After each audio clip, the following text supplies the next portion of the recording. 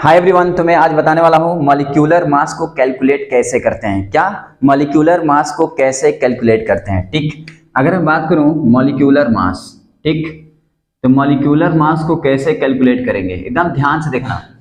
देखो मैं यहाँ पे लिखूँ, एग्जाम्पल देकर बता रहा हूँ H2O। H2O क्या है? H2O एक कंपाउंड है। ठीक, अब ये H2O कंपाउंड एक प्योर सब्सटेंस है। अब इसकी मैं निकालना चाहता हूँ मॉलिक्यूलर मास, तो कैसे निकालूंगा? तो सबसे पहले आप क्या करेंगे, यहाँ पे देखेंगे कि एटम, हाइड्रोजन एटम कितने बार है। तो इसमें 2 बार है। हाइड्रोजन एटम कितने हैं? 2। ऑक्सीजन एटम कितने हैं? 1।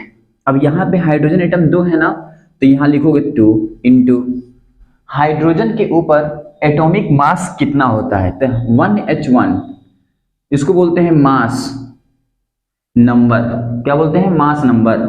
इसको बोलते हैं इलेक्ट्रॉन, इसी को बोलते हैं प्रोटॉन, इसी को बोलते हैं एटॉमिक नंबर, एटॉमिक नंबर, और इसको बोलते हैं मास नंबर।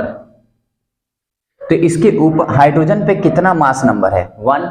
तो इसके ऊपर जो मास नंबर है उसको आपको रिमेंबर करना होगा, मिनिमम 30 एलिमेंट का, मतलब मैक्सिमम मान सकते हो 30 एलिमेंट आपको पता होना चाहिए। 30 एलिमेंट का ऊपर वाला जो मास नंबर है ना, वो पता होना चाहिए। जैसे 1H1, 2 हीलियम 4, 3 लिथियम 7। तो ये जो बोल रहा हूँ ना, ये आपको याद होना चाहिए कम से कम 30 तक। अब आपको एक चीज समझ में आ गया कि यहाँ पे एटम हाइड्रोजन कितना है? 2। तो 2 इंटू हाइड्रोजन एटम पे मास नंबर कितना है? 1, प्लस ऑक्सीजन एटम कितने बार है? 1 बार, तो 1 इंटू अब ऑक्सीजन पे कितना होता है? 16।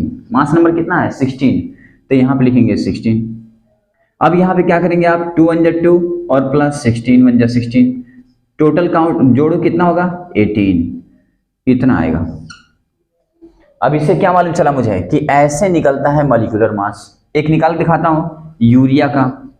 अब यूरिया का फार्मूला क्या होता है?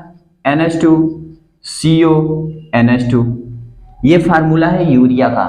आपको ऐसे फार्मूले भी बहुत सारे याद होने चाहिए।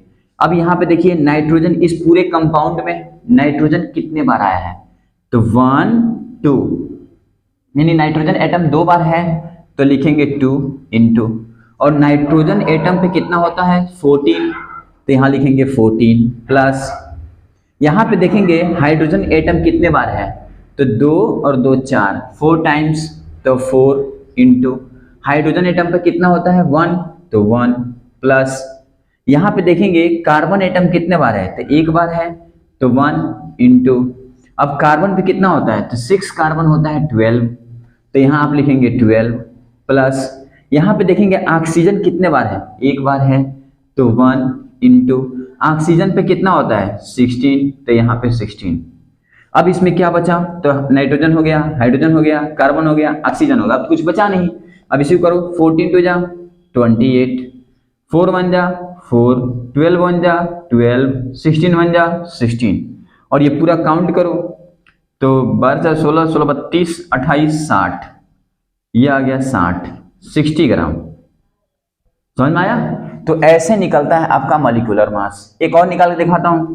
जैसे मान लो सपोज मैंने बोला कैल्शियम कार्बोनेट CaCO3, इसका निकालो।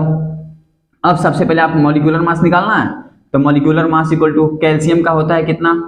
कैल्शियम पहले सबसे पहले देखेंगे आप कितने बार है कैल्शियम, इसमें 1 बार है, तो 1 इंटू कैल्शियम का मास नंबर कितना होता है? तो 20 कैल्शियम होता है 40। कहाँ नंबर याद करना पड़ेगा? 30 तक, तो यहाँ लिखेंगे 40 प्लस, यहाँ पे देखिए कार्बन कितने बार है? 1 बार है, तो 1 इंटू कार्बन पे कितना होता है? 12, तो यहाँ 12 प्लस, यहाँ पे देखिए ऑक्सीजन कितने बार है?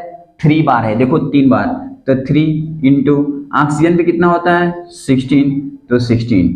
अब देखिए 40 1 जा 40 प्लस 12 1 जा 12, और 16 3 जा 48, 48 और 12 में कितना होगा? 60 और 40 कितना हो गया?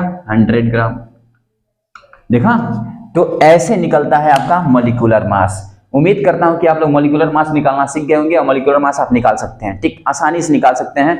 तो मैं यहाँ पे क्वेश्चन लिख दे रहा हूं, उसको आप निकालते रहिएगा। ठीक है, फाइंड या calculate molecular mass, calculate molecular mass, calculate molecular mass. पहला फर्स्ट फर्स्ट है आपका NH3 अमोनिया, सेकेंड है आपका NH4OH अमोनियम हाइड्रोक्साइड, थर्ड है आपका NH4Cl इसको नौसादर बोलते हैं, फोर्थ है आपका CaSO4 कैल्शियम सल्फेट, 5 है आपका FeSO4 फेरस सल्फेट। ठीक है, इतना करना प्रैक्टिस हो जाएगा। Okay bye.